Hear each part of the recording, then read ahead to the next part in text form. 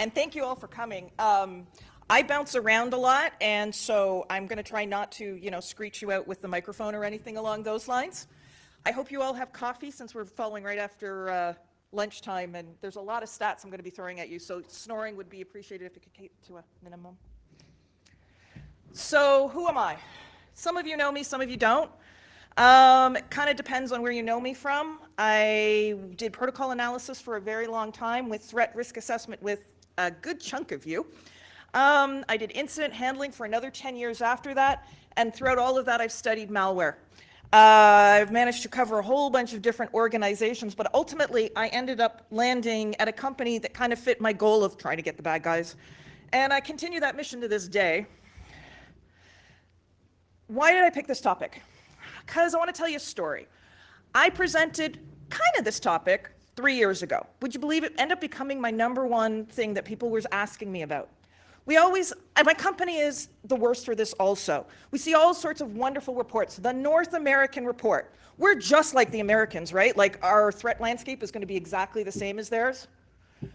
I have nothing against the US, it's just our threat environment is so different. So everybody keeps asking me, could you write more on this? And so every couple of months, I produce this. I am from Ottawa. If you happen to be from Ottawa and you want stats, by all means, reach out to me. I'm happy to generate them. But what I want to talk to you today about is a story. It's a story about how we cause our own problems, how the bad guys see all of our holes that we're doing, and how they take advantage of it. And that's kind of all in the context of Canada. So I hope you'll bear with me so I can tell you a little bit about how I see Canada and our landscape and why it's happening, and maybe you can help me fix it. So what are some of the things I've had to deal with over the years? I get to deal with law enforcement a lot because, like I said, I really, really dislike the bad guys. So these days I get to work with these 3 organizations. As I find bad stuff, I hand it up to them and go, please take care of these. And some of the original cases I've had to deal with are ones along these lines where I'm just going, can somebody please take care of this problem? That last one was actually my primary case that I got to first work with the RCMP, a mission that I continue on today, and trying to help build out the cyber unit. And just to make sure, I know traditionally we haven't had a lot of support from the law enforcement in Canada. I'd like to be the first one to advocate. No, they did not pay me for this, to say they are actually getting better when that unit comes in. I can't wait to see what damage we can do to the bad guys, because we have some of the best security folks here in Canada, bar none for any other country, so I can't wait for that day.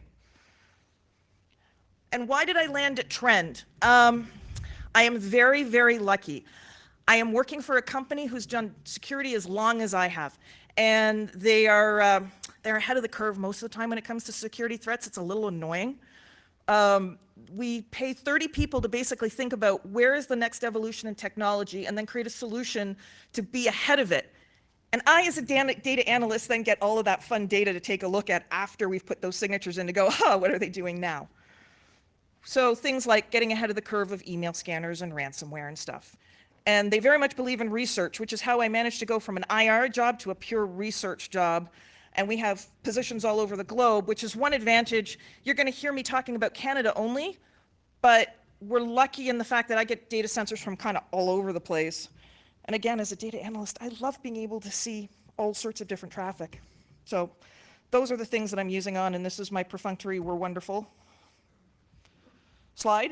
We have research centers all over the place. So, my next step. Y'all understand what the internet is, right? My favorite talk that I give, and this actually is a whole talk I just gave at first, but I'm going to condense it into 3 slides. I even talk to security professionals, and I know that nobody in this room thinks that this is how data goes across the internet. It does not go by pixie dust and magic fairies between me and you, right? Like, it bounces all over the world to get to where you're landing. It follows more of a migration path like this, right? We're playing Pong across the internet. And trust me, this gets to where the bad guys are going. Would any of you say that you would have believed that that is the Canadian internet? I did a whole project this year because I wanted to see. We keep talking about the internet, the internet, the internet. Well, I finally got to the gray hair stage where I went, I want to know what that is. So I stopped to turn around and say, okay, give me every BGP announcement that is on the planet, and I had lots of friends give me data on that, and then I used a couple of fun tools to try and visualize what it looked like. I would have never suspected how many, those black dots, by the way, they're not Canada. I would have never suspected how often our data traverses outside of Canada and then back into Canada, especially with a lot of our critical infrastructures. If you understand how routing goes, if anybody can actually sit at any of those routers along the way, you can PCAP it. Problem number one. And you'd think it's stable, right? Our internet never changes. It's put together, it's engineered fantastically. It never changes, right?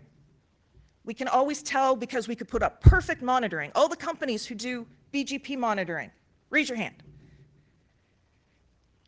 So, do you want to know how often our landscape changes? Let me walk you through that. In the last week, we've had 3 new ASs pop up. I wrote a scraper, by the way, because BGP Mon is expensive, and I'm a home researcher in this area, so I just wrote my own. As you can see, so I noticed that we had these 3 changes while I was trying to build this presentation out, and I went, what are they doing? Absolutely nothing. What those zeros mean is they have no IPs attached to them. They're not doing any announcements. They're not doing IPv6. They just created ASs for fun. And this is not all one company. These are 3 separate companies. Then I start going, why would you create new ASs and never use them? Makes me wonder.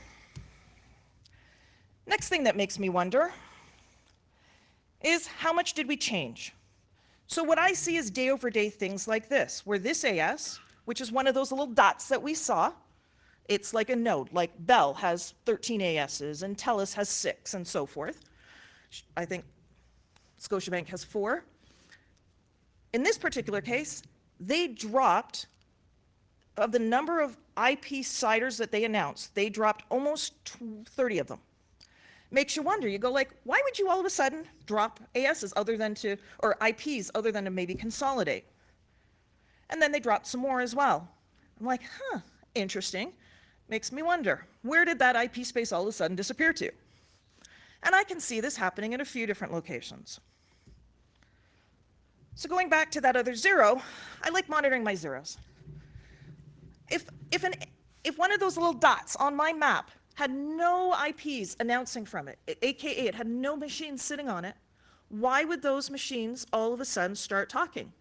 Well, maybe it was one of the brand new ASs. Maybe they put it online and it took them a few weeks to architect it and put new numbers up, right? By the way, this is all Canada. I should mention that, all Canada. And yet, when I go and look at that AS, they've been around since 2014. All of a sudden, you have these ASs that have been dead for years, and I have years worth of data that I can go back 00000. You have ASs that pop up and start announcing IP space.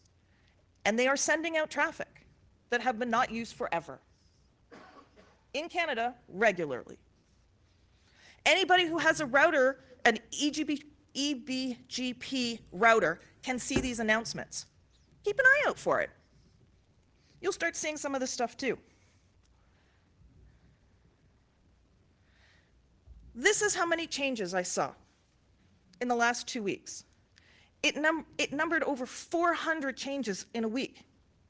How are we supposed to monitor something that radically changes all the time? Just think about that problem. And the bad guys know this.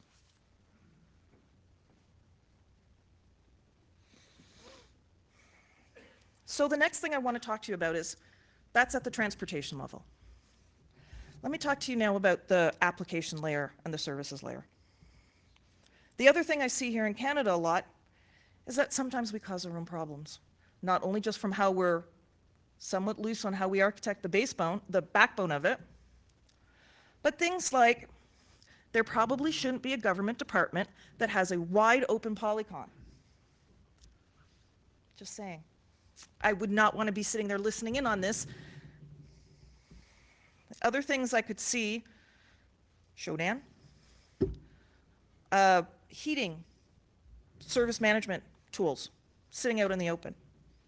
This is the one as a mom that really, really bothered me, was that I could see the kids. I could see pictures of homes. It just goes into images and Shodan, and you're going to see all of this.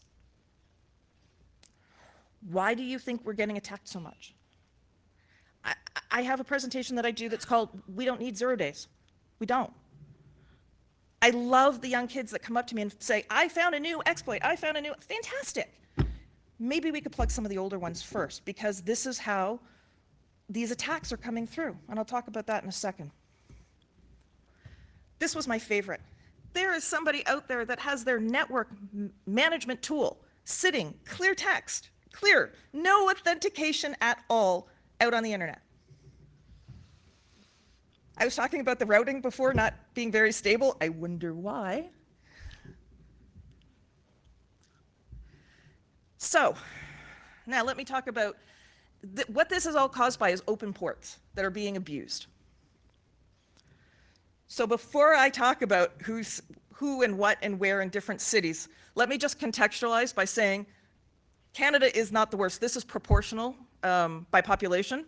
So in terms of exposures, we're definitely not the worst country out there, and I've studied most of the globe at this point, but we still could do better. So a city-by-city breakdown, Toronto, Montreal, I kind of expect. They have massive data centers there. Some of the places that I had not expected was Kitchener. Anybody want to know why we have so much open in Kitchener? I'm interactive, like yell. Yeah. Yeah, the university, right? All the kids are trying to experiment, et cetera. I had to stop and think about it when I started looking at the IP space. I went, okay, it makes more sense now. So a lot of honeypots and stuff are sitting out there. So this is the breakdown actually by the different services. I know that is near impossible to see from where you are right now, but the rough summary is that I see a lot more folks now migrating to using secured services.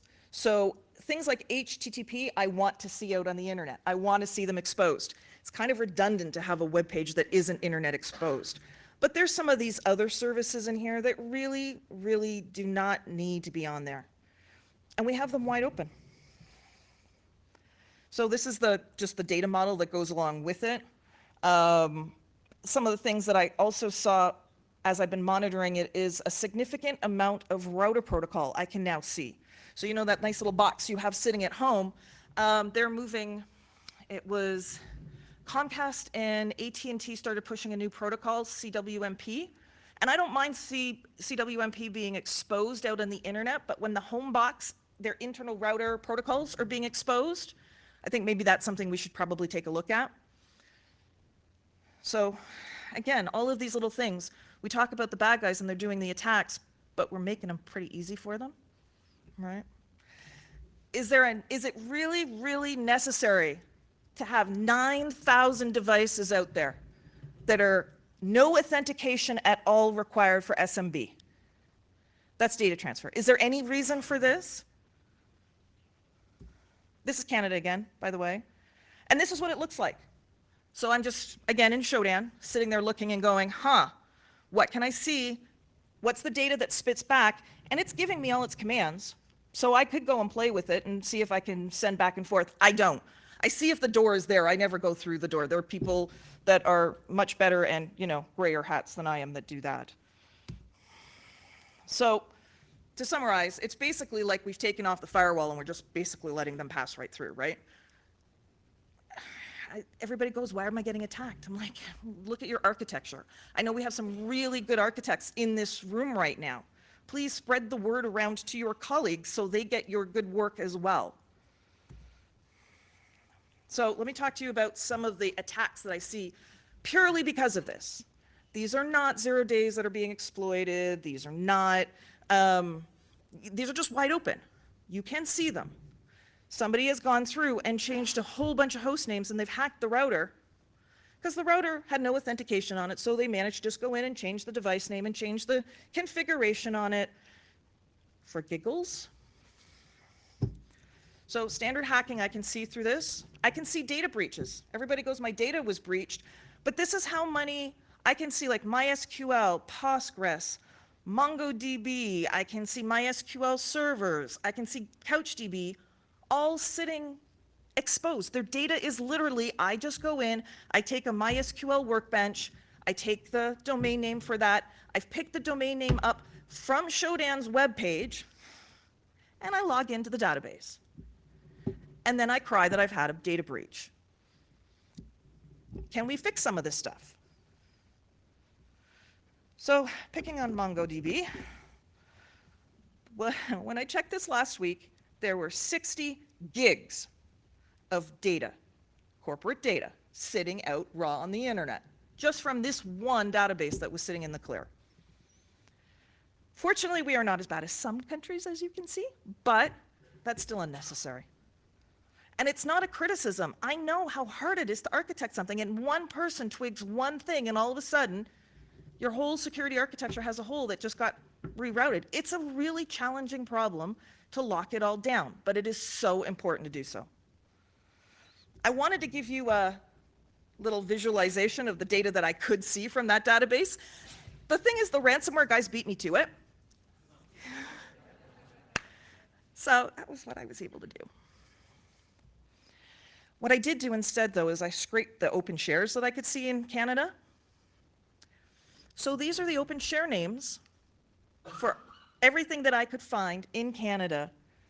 The ones that I find particularly interesting are backup, C, D, clear on the internet. Again, I go to the door, I don't go through the door. I would love to know what the files are on this. I'm not going to do it. But even just the names kind of give me an idea. Shared pictures. The fun part is if ransomware decided that it was just going to hit all of these open shares, it could knock out that whole 60 gig, just lock it all down like that, because they're all wide open. And they've done it before too.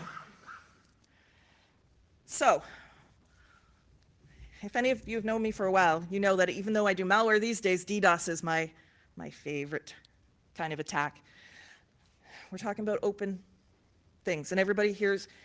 There can't be a single person in this room that has not heard about Mirai or botnets or booters, I'm assuming, right? We're at a security conference.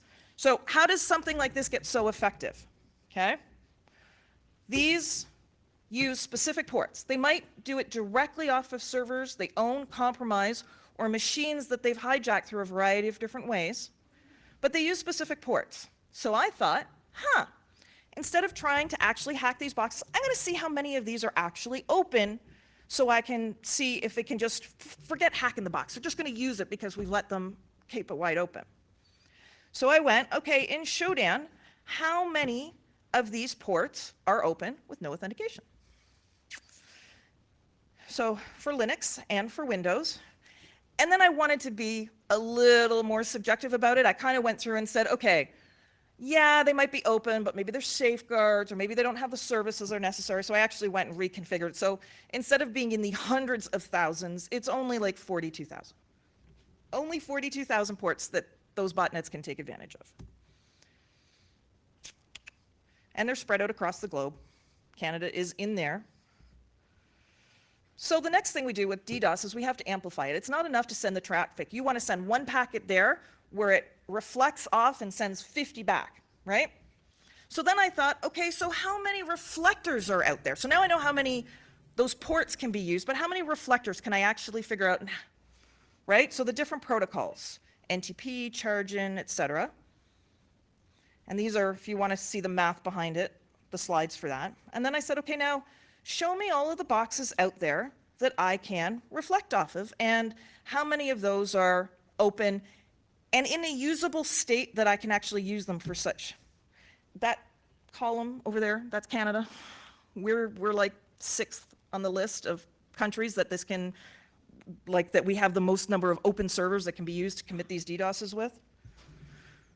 So the next question is, so what happens when I take my 42,000 that I found that can be relays to my 5 million or so open protocols that can be amplified to some significant degree?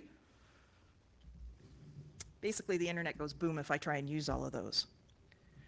Now, when I did the math for this, Please, I don't want this tweeted, etc. But when I did the basic math for it, it works out to about a 12.5 terabyte per second attack. The maximum largest pipe that I know in Canada sits somewhere between 6 and 7 gigs. So if I took all of the protocols that are out there right now and I fired it across Canada, Canada's internet would shut down as it stands today. So you can implement all the wonderful security, and I'm shooting myself in the foot as a security vendor. You can have all of the wonderful products that you have in place. Until we solve the port problem, you're going to still have attack vectors that are going to come after you.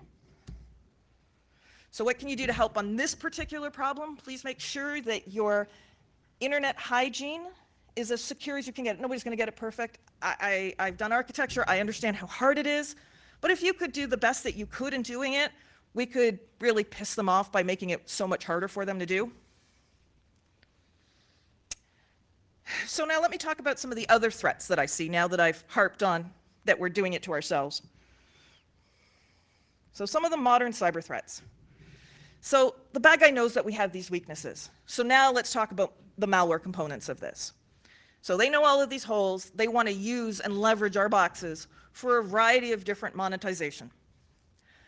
You've got standard malware, you've got ransomware, these days you've got coin miner. Malware these days is all about big business. I am personally chasing one right now called Gattack. If you have not heard about it, I'd suggest you look into it. It is the worst kept secret, best kept secret in malware. I love these guys. They basically will come in, infect your machine through spam or standard watering hole techniques. They scrape your machine to turn around and say, what is your machine interesting about? First, it forensically profiles your machine, looks what shares you can grab, checks what data files you have on it, checks shares, data files, your network speed. It does a call out to check how fast you can go back and forth. It then decides what you're best for. If you are really good data, it scrapes all your data and exfiltrates it. If you have really good pipes, it automatically auctions you off into infrastructure for services sales. And downloads the new, whoever their buyer is, down onto your machine. I love this thing. And if all, and by the way, they will also do competitive intelligence by selling the profile of your machine. Based on how often and how many pieces of malware I can see doing that, I swear to God, there is somebody out there that has network maps for every company in Canada. You have to. You've gotten so many of the individual machines, you put that all into a really good database and Bob's your uncle. If all else fails for all of that harvesting and it still doesn't work, it will drop ransomware on you just to make sure it gets that last penny out of you. These are the business models these guys are using. Okay? So, the other thing that's really unique to Canada, it's starting in other countries too, but the one thing that's really unique to Canada is digital extortion. Because we're nice and we don't want to make waves and we don't want to call the police, so we pay. Did you know I had to fight in Trend to get somebody to study digital extortion because they said, who would pay? This whole method of trying to DDoS or lock up somebody wouldn't happen. And I said, well, this is why you have to take culture into threat analysis. Your national culture does actually play a fairly big part into it. So most countries don't have the ransomware problem that we do and the digital extortion problem that we do because most Canadians go, meh, okay, here you go. And they don't call it in and we don't do statistics. So the RCMP can't get enough statistics to open cases and it's a never-ending circle. And we see it not only for ransomware, but we see it for things like, hacked services, just straight out digital extortion. Pay me X number of Bitcoin or I'm going to DDoS you to the point that you lose all your customers. To the point that FireEye, and yes, I love any competitor that gets bad guys chased after, FireEye has called out a specific group that targets Canadians for doing digital extortion. We have our own group. Yay. This is why I've been doing this work for 30 years. So, most recently, As you've heard, there's been breaches that have come out. The fun part is they're not content with just causing the breach. They send blackmail requests in too. And they've all been attacked by it. Like, to turn around and say, these poor victims, I agree. It is horrible. But the thing is, we need to, it's us against them, right? And it sucks that they're taking our data and they're using it as leverage against companies to try and extort them into paying for us. And they're all willing to do it to protect Canadians because that's our cultural way. But those are a lot of the attacks that I'm seeing more of, and I can't see digital extortion going away anytime soon. So let me go back a step here and talk about some of the very key concepts that I want you to understand before I get into the hardcoreness of malware and some of my malware stats that I've been seeing in the last year. It's not hard. It's not. I see so many consultants going into organizations and saying, oh, they talk about this complex problem and they put all the buzzwords in. Do I look like I am a buzzword kind of person? Okay? I will dress fancy for the panel tomorrow, but I'm here to talk to you about real practical solutions. Please do me a favor, don't go in and confuse your folks. Don't go in and confuse your customers or your clients or things along those lines. Don't confuse your employees. It's really easy. You get a piece of code that drops on your machine and it's trying to do bad things. We don't have to call it 6 different names. They call back to their infrastructure. We use a whole bunch of different techniques. We can have I know an organization that will specifically come up with a new term for everything only because they want to have the lock on the buzzword. Does this help anybody? It really doesn't. Try and keep this stuff simple as possible, because it is not, crime is crime is crime, okay? Every piece of malware in my 30 years, and I swear to God I have been doing it for 30 years, I had a professor walk in and go, my computer is stoned, you know? It always follows the same thing.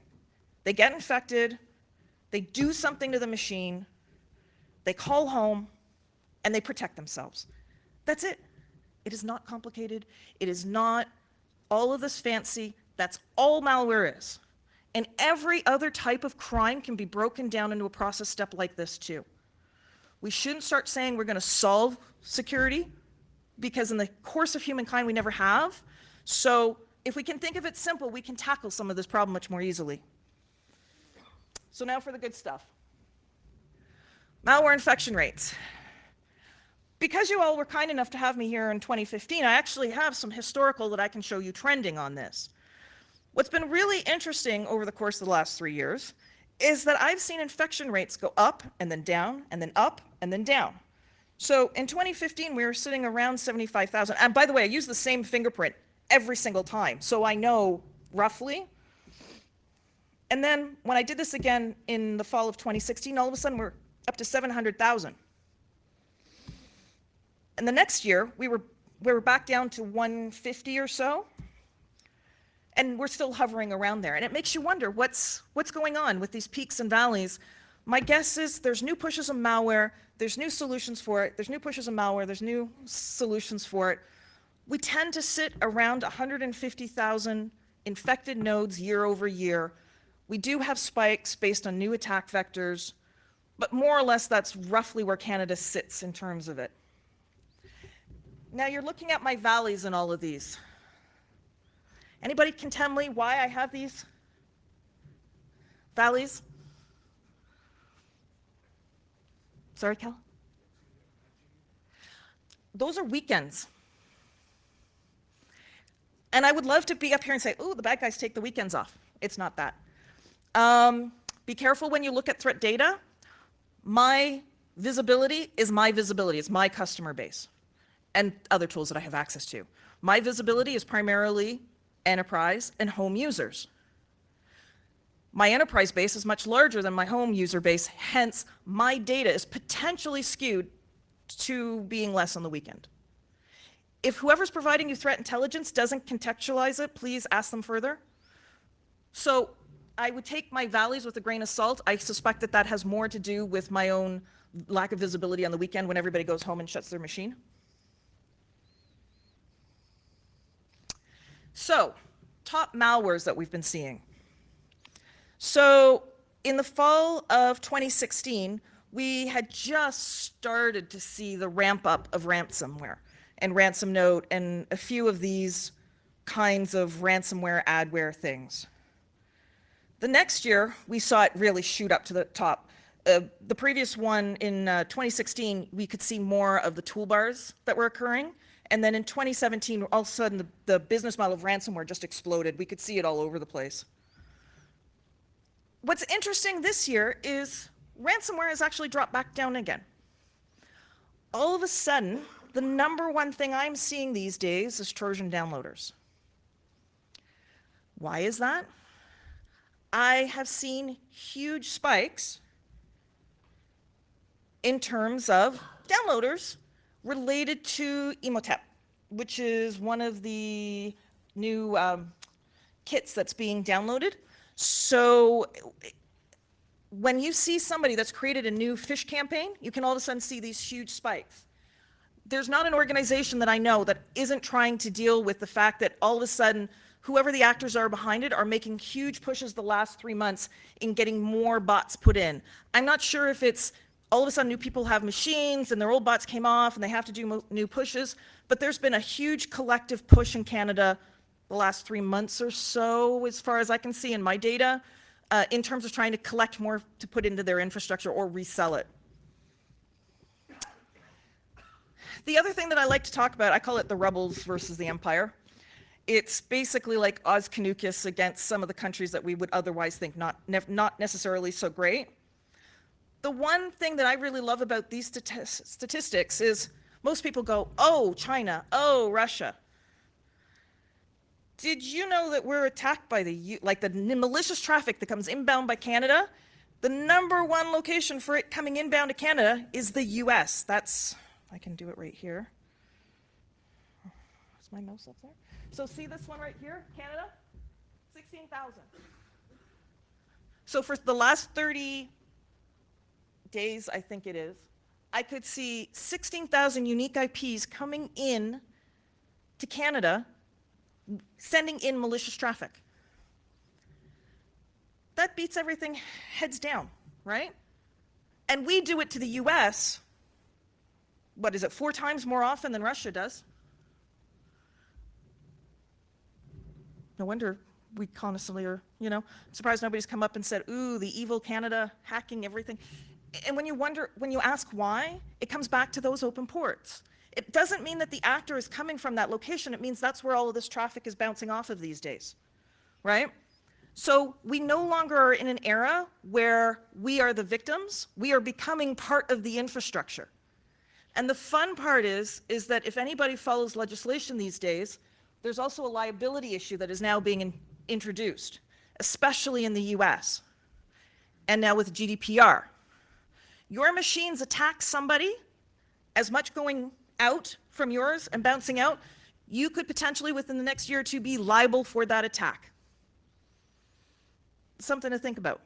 So it's not just the inbound attacks to be careful of, and please don't just use geo, assuming that you know where the attack vector is actually coming through. Really analyze it and take a look at it, because it might be different than what you think. So the next question that I get asked a lot is, okay, so that's all the very, very generic malware. What about ransomware? Sorry, not ransomware, sorry, what about APT? It's been a long day.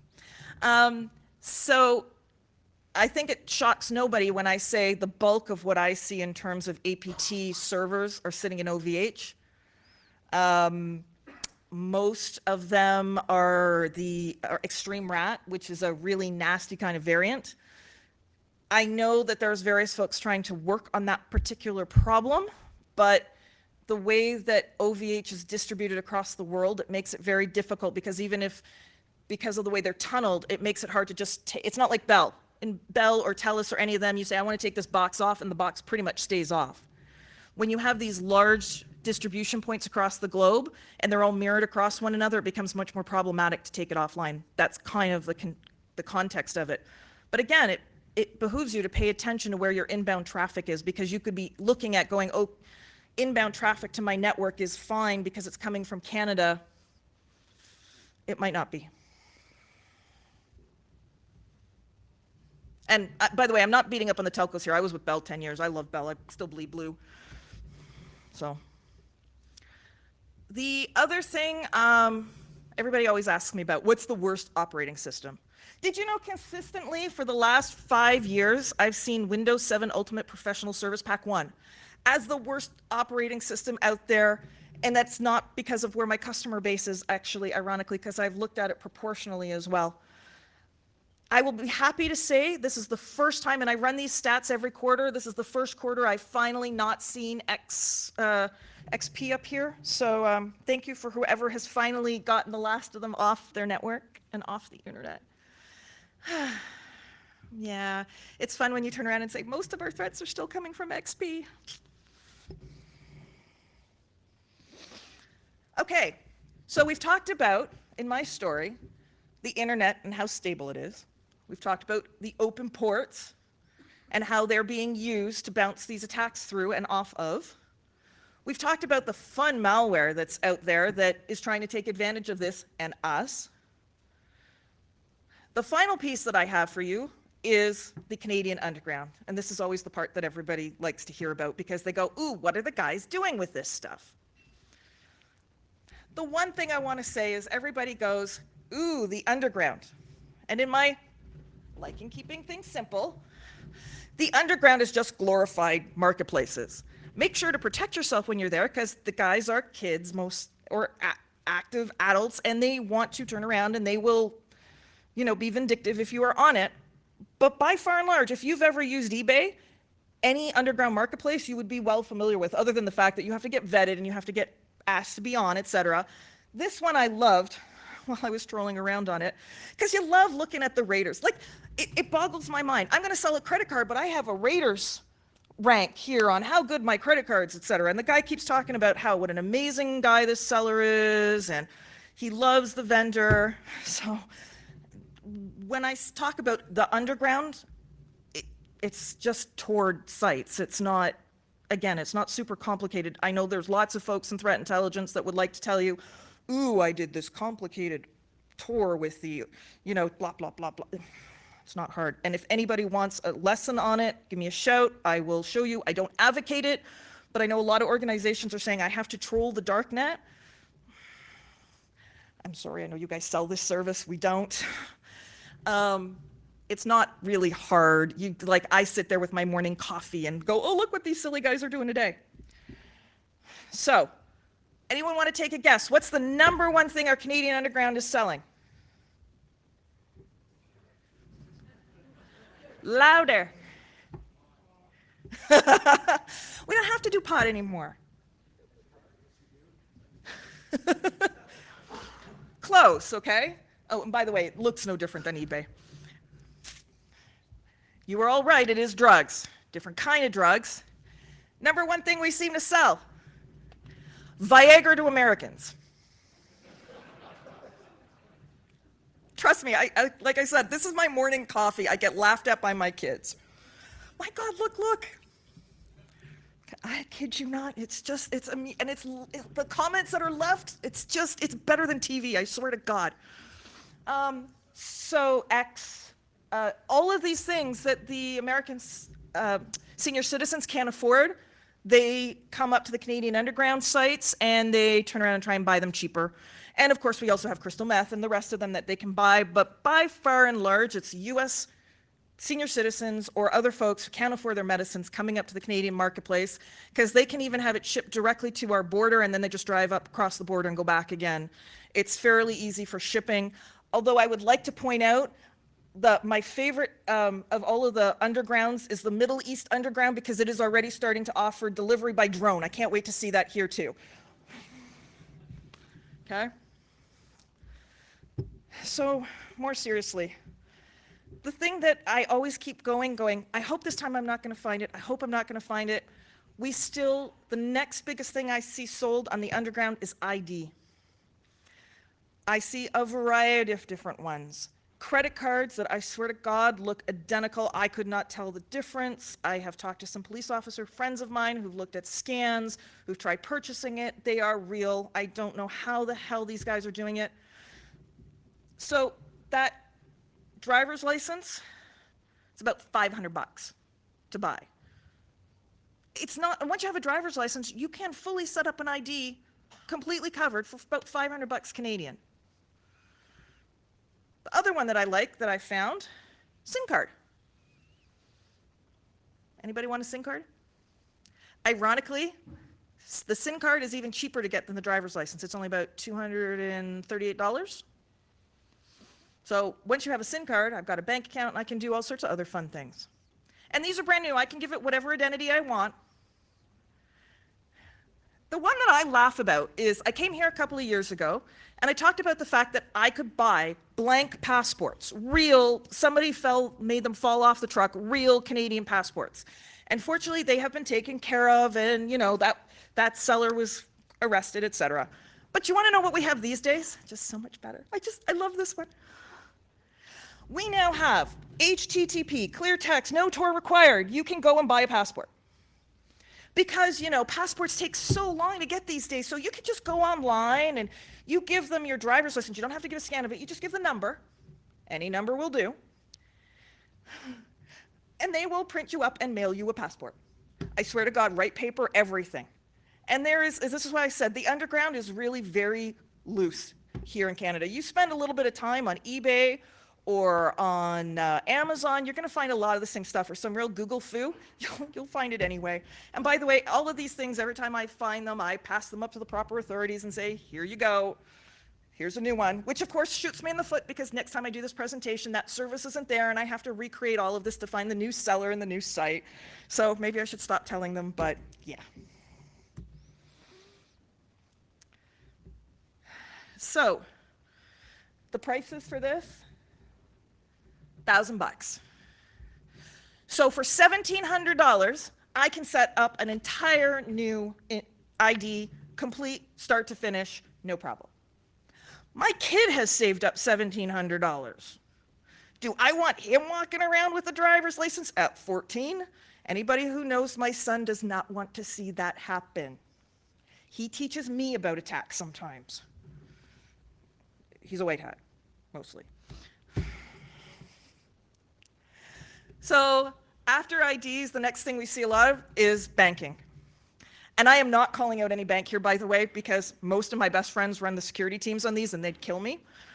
But all of them are subject to it. There's really nobody is safe these days. It's not hard to pop somebody's account and get access to their account. The accounts don't last for long. This is why when you see out of stock, the banks are doing a really good job. At this point, it used to be that you could buy an account and the account would still be good to use for like a week or so. These days they have to, you buy it, they pop it, then they give it to you. That's why there's an escrow required, right? Because the underground, they don't trust one another. I'm not going to give you money before you give me the service, so we both give it to an escrow and they exchange it, right? So you think, this is great. So this is why the banks are putting two-factor authentication, right? Mm-hmm. I'm getting to it. And yes, you can buy Canadian checks. So now on the underground, what are they selling? CIBC SIMS verification codes for you. So the two-factor authentication, what they do is something called SIM jacking. They go out and literally buy pallets full of SIM cards, hack the wonderful telco portals, change that SIM to that one, and then take that person's account and they've basically SIM jacked it and they can get the authentication codes sent to them and then they sell them. We come up with a solution, they come up with a new attack, we come up with a solution, they come up with a new attack. It's called job security. Go back to 30 years. So, anyone want to go on a trip? Those accounts are not the only one. And when I said the Bell account, anyone want to take a guess at how much a Bell account with full video you can get at their SIM card costs these days? $1.50. Okay? $1.50 will get you that information.